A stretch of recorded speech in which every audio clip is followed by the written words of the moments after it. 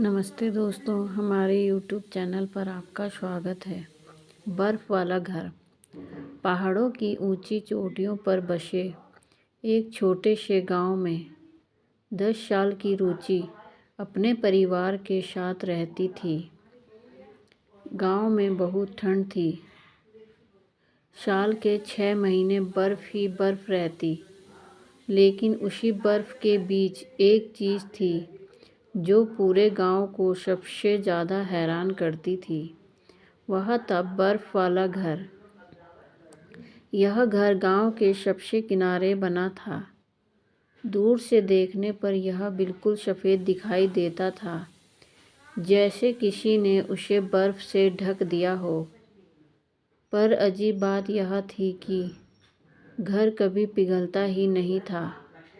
धूप हो या तूफान, वह हमेशा वैसे ही रहता था। वहाँ के लोग कहते थे कि वहाँ कोई जादुई बूढ़ी रहती है, लेकिन किसी ने उसे कभी ठीक से नहीं देखा था।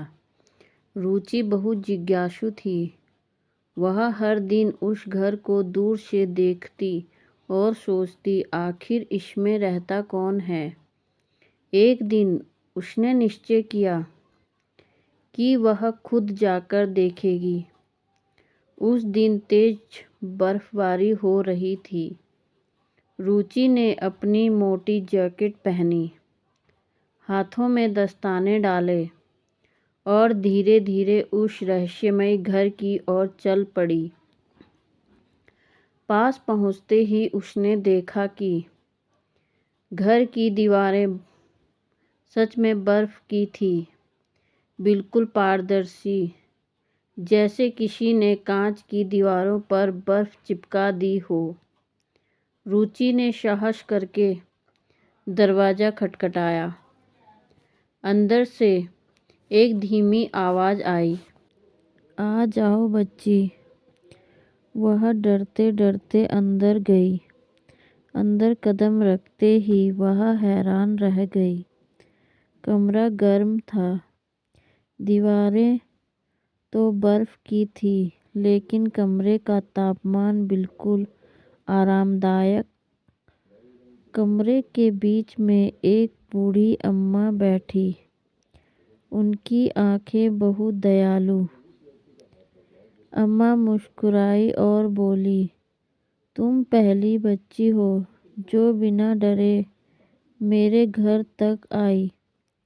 रुचि ने हिम्मत जुटाकर पूछा, अम्मा आपका घर पिघलता क्यों नहीं और आप यहाँ अकेले क्यों रहती हैं? अम्मा ने धीरे से कहा, यह कोई साधारण घर नहीं है बेटी। कई साल पहले एक बार गांव में भयंकर तूफान आया और पूरा गांव बर्फ में दब गया।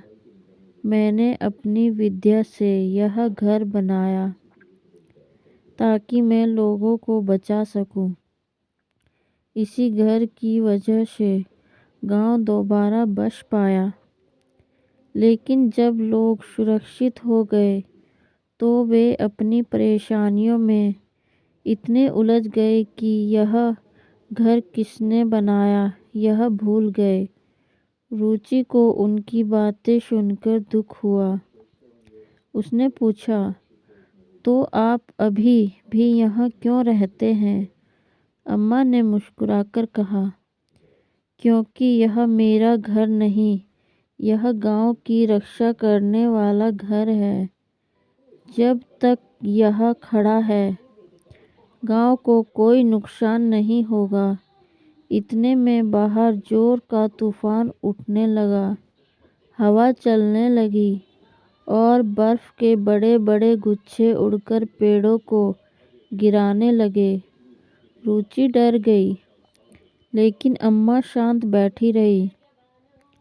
उन्होंने अपनी आंखें बंद की और मंत्र पढ़ने लगे। कुछ ही क्षणों बाद तूफान थम गया, मानो किसी ने अचानक रोक दिया हो। रुचि समझ गई कि पूरा गांव अम्मा की वजह से सुरक्षित है। उसने अम्मा से वादा किया कि वह सारी सच्चाई गांव वालों को बताएगी। अगले दिन वह गांव पहुंची और सबको बुलाकर बोली, बर्फ वाला घर कोई डरावनी जगह नहीं है।